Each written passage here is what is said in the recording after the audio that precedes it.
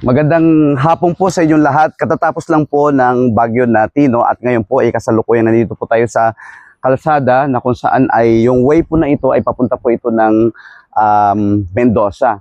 So yung likod ko po, yan po ay papunta po ng Tumarbong at nakita po natin mayroong landslide po dito. Although possible pa naman din po ito sa motor o di kaya sa ilang four wheels. Pero tignan po natin dito sa susunod na bahagi ng kalsada kasi mukhang hindi kakayanin na dumaan ng anumang sasakyan dito po sa kalsadang ito, no ho.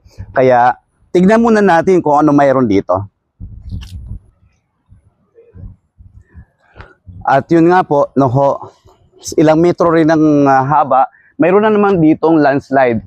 At mukhang dito na hindi na to kaya, no ho, talaga na madaanan ng kahit sino, no ho, kahit nasabi na nating magmotor pa siya o di kaya anumang sasakyan, mukhang hindi talaga ito kakayanin kasi sobrang hirap na.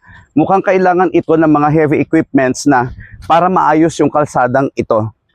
Oh, hindi na siya ganung kadali na uri ng landslide.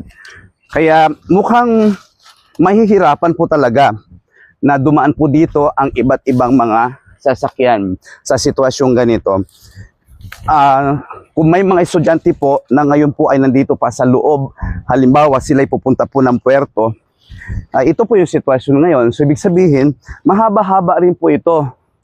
Kaya mukhang kailangan po talaga dito ng mga malalaki, no ho, na mga equipments para po ayusin yung kalsadang ito. Ito isa sa mga, pag dumadaan po ako dito, ito yung isa sa mga kinatatakutan ko na kung ano man ang mangyari sa daanang ito, which is paakyat po ito hanggang papunta doon sa kabila sa Mendoza, talaga namang malaking trabaho po ito. Kaya ito po, bumagsak pa ito doon sa baba.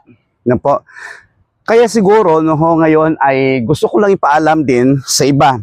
Kaya naisip ko po na gawin ito. Gusto ko po ipaalam sa iba na ito po yung situation po namin ngayon dito po sa kahabaan ng kalsada mula sa Mendoza papunta po ng Tumarbong na mukhang malaking trabaho po ito na hindi kaagad-agad mabibigyan ng solusyon at imposibleng madaanan ng mga sasakyan po ito ngayon.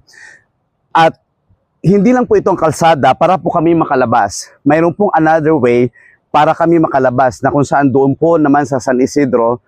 Pero sa kasalukuyan din po ay may malaking problema ang kalsada doon sapagkat mayroon din pong mga naputol na daanan po doon na hindi rin po ganun kadali para ayusin.